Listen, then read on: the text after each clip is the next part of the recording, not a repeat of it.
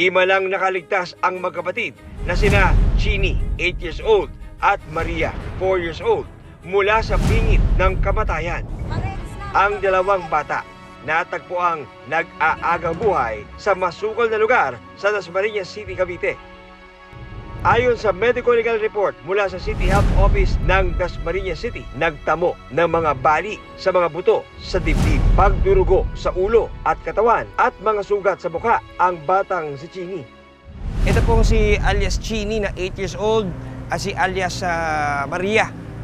Yung 8 years old po natin, ano po yung mga pinsalang tinamo po niya, Chini? Marami siyang pasa sa katawan. Mayroon din siyang sign na parang sinakal. Talagang kita mo yung mga hematoma niya, may mga marks siya. Lumabas yung result, kinagabihan nung pangyayari. Minor na blood clot sa ulo, indication na may ginamit na matigas na bagay. Hindi lang natin alam kung anong bagay na yun. So parang head trauma, sir, Oo, parang gano'n. Kinaya ng gamot. Dapat operahan, pero kinaya ng gamot after few days. So hindi na siya naoperahan. Samantalang nagtamo naman ng mga sugat sa mukha, leeg, braso at binti si Maria.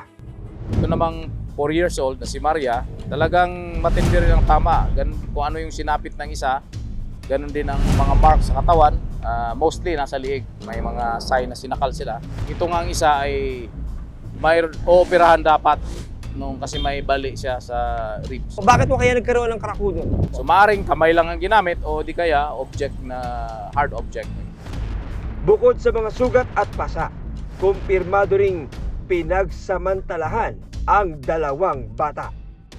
Sa ating medical legal examination, and based on sa findings, talagang mayroong sign na inabuso sila. In fact, si Chini, yung 8 years old, ay kailangan pang tahiin yung private part niya para lang may balik dun sa normal.